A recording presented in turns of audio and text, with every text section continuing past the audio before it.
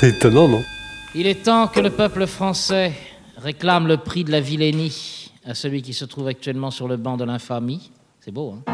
Et le réquisitoire implacable du procureur général de la République des proches françaises.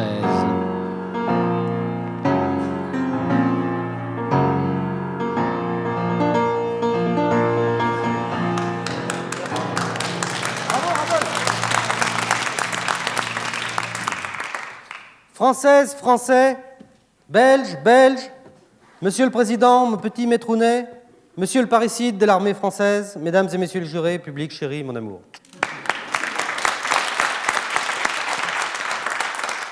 L'armée française est notre maman à tous.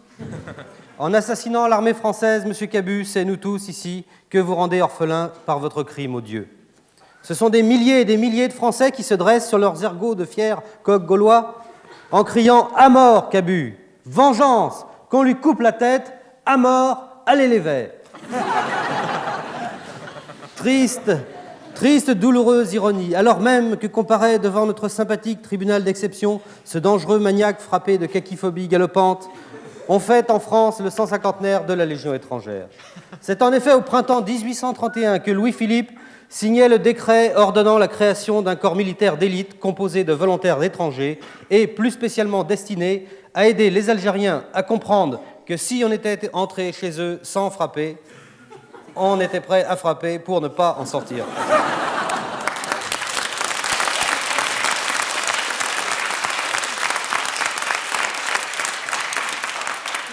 Cet anniversaire de la Légion étrangère serait peut-être passé inaperçu en France si M. Yves Mourouzi, l'un des membres les plus influents de l'APS, n'avait consacré l'APS, c'est l'amicale des présidents sortants, je sais que ça va.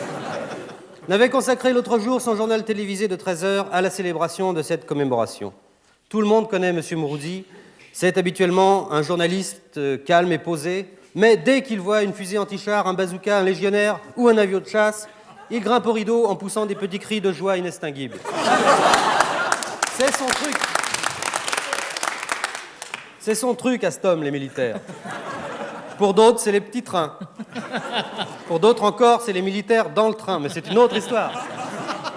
Et pour d'autres, c'est dans le train des militaires, oui. D'accord. N'appuyez pas, Monsieur le Président. Je souffre trop. Je ne pense pas trahir un secret en révélant ici que le président de ce tribunal est un passionné des petits trains. Il ne pense qu'à cela. Récemment, il m'a fait l'honneur de me demander de l'accompagner chez un marchand de petits trains miniatures électriques. « Quelque chose vous tente, monsieur ?» dit la charmante vendeuse. « Oui, ça !» dit Villers, en mettant la main au train qui le tentait le plus. Oh, que c'est bas. Ah non, elle était plutôt... Je ne m'immiscerai évidemment pas plus avant dans la vie privée du président de ce tribunal. C'est à peine si je me sens en droit de vous confier que la vendeuse en question avait une façon bien à elle de tirer le signal d'alarme et qu'elle avait la machine à vapeur, ce qui est exceptionnel, faut bien le dire. Donc... Ah, c'est pas elle en tout cas qui répondrait « J'en sais rien, j'ai jamais regardé » quand on lui demande si elle fume après l'amour. Donc Louis-Philippe, fils de Philippe Égalité et de Josette Fraternité, vous m'arrêtez si je dis des conneries, époux de Marie-Amélie de Bourbon et complètement imbibé de whisky, père de 10 enfants dont 4 filles horribles, tiens voilà du boudin, fut le génial inventeur de la Légion étrangère. Précisons que ce ne fut pas là la seule idée géniale de son règne, puisqu'en 1831 également, Louis-Philippe donna son indépendance à la Belgique. Je n'ai rien contre les Belges, ils ne sont pas plus cons que les Suisses, et je ne suis pas xénophobe, surtout avec les étrangers. Mais tout de même, donner son indépendance aux Belges, quelle idée à la con. Ces gens-là, les Belges, c'est simple, tu leur donnes une baignoire, ils la remplissent de frites. Et leur empereur, Baudouin Ier, quel sauvage. Enfin, c'est un ami de la France. C'est un secret pour personne que Giscard va souvent en week-end dans la forêt de Bruxelles pour chasser la pomme de terre sauvage.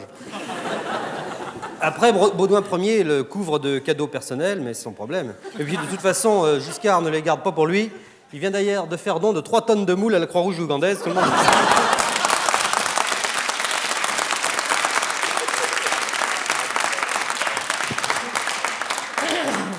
Mais cessons de nous gausser des Belges qui sont incroyables, mais vraiment belges. C'est beau la Belgique.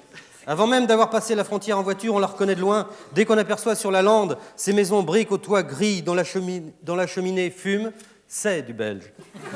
Donc Cabu est coupable, ça me paraît clair. En plus, il est bête. Il fait le rigolo à Antenne 2 et il se moque d'un autre rigolo d'Antenne 2. C'est idiot, Cabu, mon petit. Faites comme moi, moquez-vous de Mourouzi, il est sur TF1. C'est sans risque.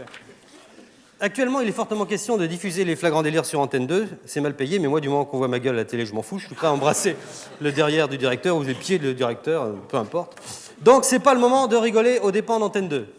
D'ailleurs, il n'y a pas de danger. Tout cela se passe sous la haute autorité du président Villers, qui, c'est bien connu, est à la solde du pouvoir depuis près de 20 ans qu'il fait de la radio. Je ne vous apprendrai rien en vous disant que dès qu'il a terminé une émission, Claude Villers court se réfugier sur les genoux d'Alain Perfit, sans qui, évidemment, cette émission n'aurait pas lieu.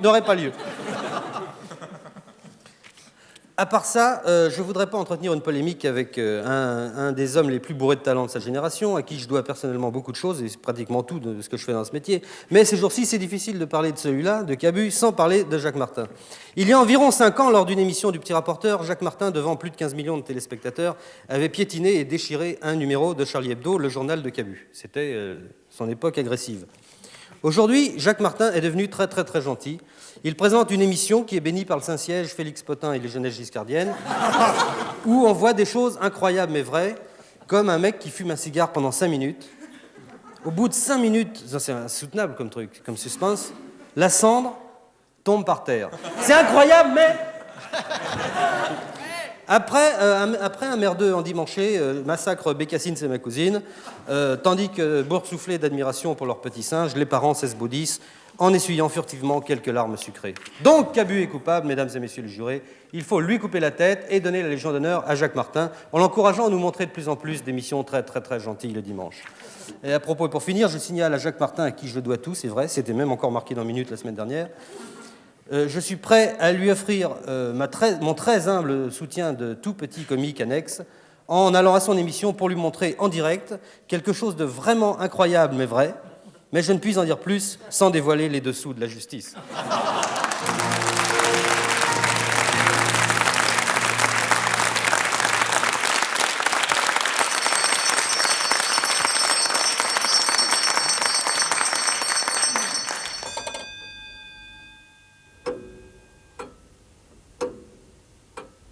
C'est étonnant, non ?